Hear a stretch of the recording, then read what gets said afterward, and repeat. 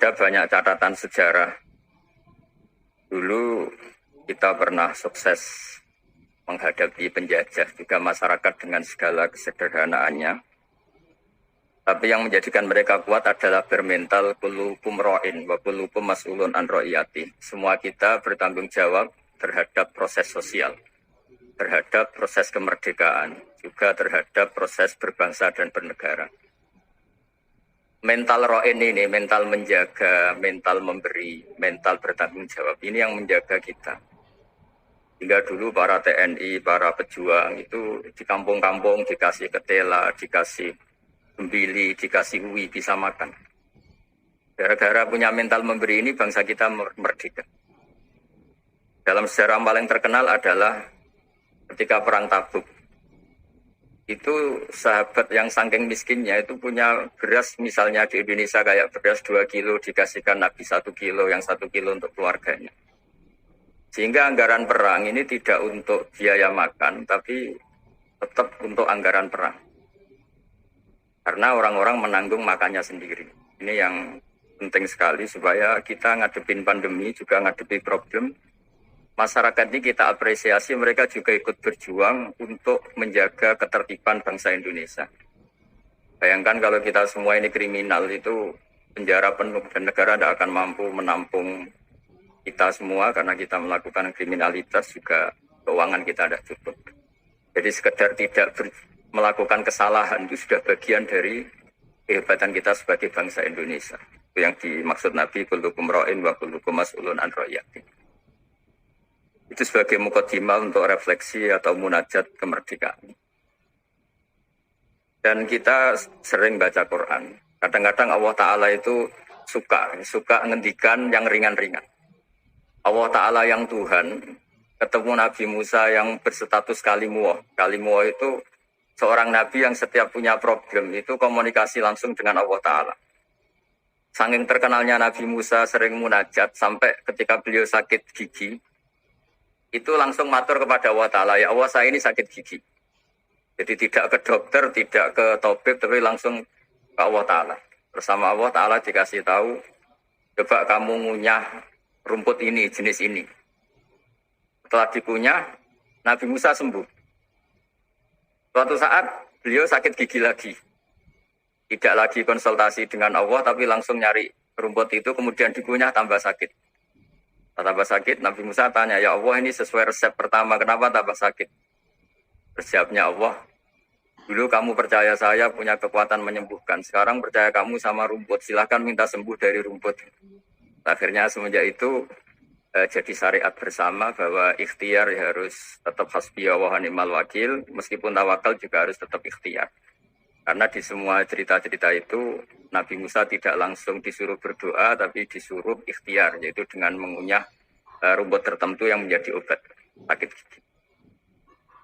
Tapi di balik itu semua ada hal-hal dahsyat yang Allah Ta'ala itu ngendikan atau cara memperlakukan seorang kekasihnya itu ringan sekali, rileks sekali.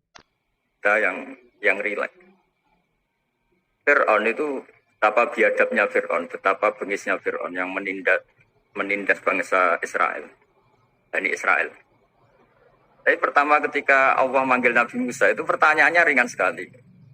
Wa ma tilka biyaminika ya Musa, kamu bawa apa? Padahal Allah tentu tahu. Ini Gusti, saya bawa tongkat. Kata Allah untuk apa? Atawakka'u 'alaiha wa husyu biha 'ala ghanami waliya fiha ma'arifu ukhra. Ya, banyaklah Gusti fungsinya tongkat ini. Untuk menghalau kambing saya ketika menggembala, untuk merontokkan daun-daun supaya dimakan kambing saya. Dan masih banyak lagi kepentingan yang lain. Kata Nabi Musa, waliya fiha ma'arifu ukhra, dan masih banyak kepentingan lain.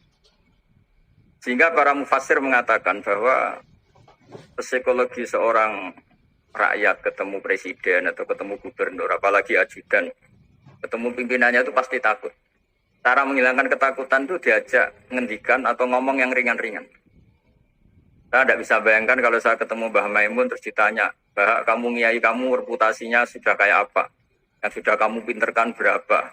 Yang sekarang jadi ahli sunnah berapa? Itu pasti saya gagap. Sama ketika gubernur ditanya menteri dalam negeri atau ditanya atasannya lagi prestasi, pasti gagap. Jika kadang-kadang bangsa ini kalau antar pejabat ketemu ya makan-makan. Kalau ketemu kadang ngendikan yang ringan-ringan. Itu sebetulnya bukan hal yang salah. Karena dalam kecapean seperti ini hal-hal yang ringan itu adalah obat, adalah solusi. Hingga Nabi Musa tidak ditanya, kamu jadi Nabi reputasi kamu apa? Malah ditanya yang ringan. Wa ma tilka biyaminika ya Musa. Qala ya asaya atawakkau alaih. Hal itu juga yang kadang-kadang Nabi kalau ditanya, ayul Islam khairun ya Rasulullah, Islam yang terbaik itu gimana ya Rasulullah? Jawabannya Nabi itu unik, kadang hanya jawab it'amut to'am. It'amut to'am wa ifsa'us salam alaman arufta malam tarif. Ya Islam yang baik itu ya pokoknya makan-makan. Itu kalau ketemu teman ya makan-makan kalau ketemu. Lalu dibalik keriangan ini, dibalik ketenangan ini atau keriangan ini, dibalik hal-hal yang sederhana ini, terjadi fikih yang luar biasa. Ini tadi saya nanti sampainya ke Hibidren. Terjadi fikih yang luar biasa. Ketika ahli fikih mengatakan senyum itu sunnat, karena tidak wajib, tidak berdoa. Tapi konsekuensi hukumnya bisa wajib. Ya tadi misalnya kita punya istri, solihah, tentu kita butuh happy. Yang istri kita misalnya judes, yang tidak istri kita ramah senyum. Maka ini ada persaingan halal dan haram. Dan haram ini bisa menang hanya modal senyum. Yang halal karena bengis kalah. Jika dalam konteks tertentu maka yang dikatakan Nabi senyum itu sunnah. Itu tidak dimanai ulama sunnah dengan arti tidak wajib. Tapi sunnah dengan arti perilakunya orang-orang soleh. Untuk kompetisi itu pasti senyum. Karena tidak kebayang kalau yang soleh, yang baik itu bawaannya unfair, menjadikan orang lain lari. Sementara yang batil menjadikan orang lain tertarik. Ini jangan sampai terjadi. Sehingga Islam kadang-kadang mengajarkan kita hal-hal yang ringan tadi. Kita amuto'am. Ya kalau ketemu teman ya makan-makan. Kita tidak bisa bayangkan misalnya komunitas orang-orang bandar narkoba kalau ketemu anak buahnya makan-makan, rileks. Sementara kita yang soleh-soleh, meditnya minta ampun. Sehingga orang terus kapok berteman orang soleh karena bakhil. Terus mencari berteman orang batil karena sakhot. Begitu juga di perdagangan. Di perdagangan kita ingin produk halal ini menjadi inspirasi kita, menjadi mental kita. Sehingga barokahnya produk halal ini, kita tidak butuh lagi produk yang haram. Wa aghnina bi halalika an haramik. Semoga dengan halalmu ya Allah, kita tidak butuh lagi haram. Misalnya orang-orang soleh itu kalau sholat senangnya minta ampun. Bisa sholat sop awal senangnya minta ampun. Menemukan imam masih takbir, senangnya minta ampun. Sehingga kesenangan-kesenangan ini menjadi tidak perlu lagi senang hal-hal yang haram. Makanya saya ikut ngapresiasi Habit Trend ini semoga jadi sistem perdagangan yang menjadikan orang itu jauh dari haram. Di antara haram dalam Islam adalah kita tidak punya harta kemudian menjadi beban bagi orang lain. Fayakuna kallan alan nas, menjadi beban orang lain. Hingga di makalah Imam Ghazali paling terkenal diantaranya muru'ah. Muru'ah itu harga diri seseorang itu punya uang, punya harta. Kata Imam Ghazali menyitir sebuah makalah orang sebelumnya. Apa etika orang kalau ketemu teman? Kata orang itu jawabnya bawa uang katanya. Pokoknya kelihatan cukup. Karena kalau kita ketemu teman, misalnya di Jakarta, orangnya sudah kelihatan hanya sanggup sak perjalanan. Dan mesti pikiran pertama, wah nyangoni ini. Karena dia tidak akan kuat beli tiket. Gitu. Jadi belum sudah jadi problem. Sehingga di Ikhya di bab Adabul Kasbi terus di situ disebut Fadhailul Kasbi, keutamaan-keutamaan orang kerja, itu di situ diceritakan betapa pentingnya orang itu kerja, punya aktivitas ekonomi, baik berdagang maupun bercocok tanam maupun apa saja. Karena di antara etika berteman itu kata ulama ini punya uang. Karena nanti si Soibul Bed ini tidak kepikiran macam-macam. Jadi saya tidak akan cerita panjang lebar. Cuma saya pastikan bahwa kegiatan halal itu harus dominan dan harus asik. Karena nanti kalau dalam kompetisi kita yang bernegara sehat, bawaannya marah-marah, orang yang salah bawaannya senyum, pasti pertarungan ini akan dimenangkan yang salah. Begitu juga yang orang bawa kebenaran, bawaannya pikir, sementara yang bawa kebatilan, dermawan, pasti kita akan kalah. Di sini pentingnya ngaji usul fikih, bahwa bagaimana tadi yang beberapa kali disinggung oleh Kiai Haji Ma'ruf Amin. Saya suka sekali karena beliau sering menghentikan kaidah-kaidah juga usul fikih. bahwa masalah pandemi ini atau masalah bangsa ini itu masalah bersama, bukan masalah pejabat saja, bukan tanggung jawab pejabat saja. Karena dalam Islam diajarkan siapapun yang punya kemampuan ikut membantu itu ya wajib. Jadi ukurannya itu siapapun, bukan yang sedang bertugas. Kalau semuanya profesional bisa habis bangsa ini. Misalnya kita melihat orang tenggelam, terus biarin aja kita tidak sar kok, tidak tim yang penyelamat tenggelam.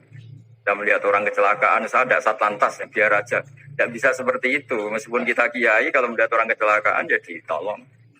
Meskipun kita tidak profesi itu, kalau berkesempatan ya menolong. Kalau semuanya profesional bisa habis bangsa ini karena nanti orang tenggelam nunggu tim SAR datang baru nolong. Nanti ada orang kecelakaan nunggu kasat lantas datang baru nolong. Ya tidak seperti itu. Ukurannya kalau dalam fikih ya man lahu qudratun alal fi'li, yang mampu melakukan ya harus melakukan. Jadi saya terima kasih sekali sama Kiai Hasyim, sama semua keluarga Tambak Beras, bahwa aktivitas dulu yang dilakukan Bapak Hamas Dugo sebagai pedagang, sebagai importer kain, sebagai penggerak ekonomi bangsa Indonesia, dan dulu gerakan-gerakan besar Indonesia juga dimulai dari serikat dagang. Ya, semoga berkah dan menjadikan kita berenergi, kita punya kemampuan untuk riayah, untuk menjaga bangsa ini. Bukan menunggu dikasih. Tapi kalau kita ikut mentalnya riayah, memberi, menjaga, pasti mental kita ini bersama-sama menjaga. Tapi kalau mental kita tidak ikut bertanggung jawab, miskin nyalakan Menteri Keuangan, tidak pinter nyalakan kiai, ribet. Nanti kalau banyak musibah nyalakan kiai, doanya tidak mandi. Wong ada musibah itu karena sanksi orang-orang yang nggak jelas, malah kita disalahin kan ya ribet. Nanti kalau salah-salahan gitu terus ribet. Alhamdulillah kita tidak punya mental seperti itu. Kita semuanya berdoa, Rabbana dzalamna anfusana, kita semuanya merasa salah. Karena ya tadi termasuk salah adalah misalnya pernah suatu saat Nabi Ayub ditanya istrinya, kenapa engkau sebagai Nabi tidak minta doa di entasnya musibah pada diri engkau? Saya sehat sudah berapa tahun? Ya sekitar sekian puluh tahun. Saya sakit baru sekian bulan. Masih lama mana? Ya lama sehatnya, ya sudah, saya tetap akan jaga syukur itu. Nah, syukur ini penting bukan untuk dablek, tidak peduli, supaya jaga imunitas. Karena di antara nikmat yang paling pokok itu alladzi atamahu min ju'i wa amanahu min khauf. Orang bisa makan, hidup kita tidak terancam oleh kepunahan, oleh pembantaian, oleh chaos sosial, itu sudah luar biasa. Karena di antara sifat Allah itu yang memberi alladzi atamahu min ju', yang memberi makan kamu dari kelaparan. Wa amanahu min khauf, dan memberi kamu kenyamanan. Kamu tidak takut, itu sudah nikmat yang luar biasa. Kita sering bayangkan nikmat ini kayak apa. Kalau kita jadi orang Irak, orang Syria, kayak apa nikmat bangsa Indonesia yang teduh, yang nyaman. Ini harus kita syukurin dulu, bahwa kita ingin nikmat yang di atasnya itu, ya ingin pandemi berlalu, ingin ekonomi baik, oke lah, tapi syukur dulu. Supaya tidak lupa lah bahwa kewajiban kita itu alhamdulillah dulu.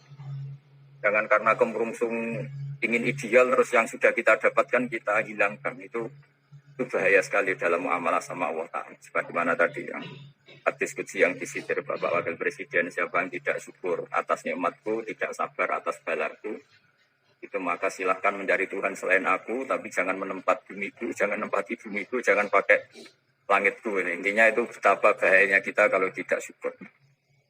Saya kira demikian, dan saya terima kasih sekali atas kegiatan atau ide Epitren, tapi saya mohon semohon-mohonnya bahwa ini adalah bagian dari meneruskan tradisi dulu, mulai Pak Wahab, mulai Mbah Hasyim, mulai Mbah Bisri, mulai semuanya lah tokoh-tokoh dari ormas manapun, termasuk dulu ada Serikat Islam, ada Serikat Dagang, karena semuanya ini akan membangkitkan bangsa kita dari keterpurukan. Kita harus jadi kompetitor yang baik sehingga masyarakat ini berkebutuhan yang halal. Karena orang nikmati laba dari dagang, dapat uang dari bisnis, mereka antipati dapat uang dari nyuri, dari korupsi. Jadi semua kebaikan harus dinikmati untuk dalam rangka wa asnina bi halalika an haram, supaya kita cukup menikmati yang halal sehingga tidak berkebutuhan lagi sama yang haram. Begitu juga dalam berekonomi, berbisnis, dan berperadaban. Saya kira demikian, dan mohon maaf karena tadi saya harus ngaji dulu Bulughul Maram sehingga tidak bisa ngikuti mulai awal. Dan terima kasih. Assalamualaikum warahmatullahi wabarakatuh.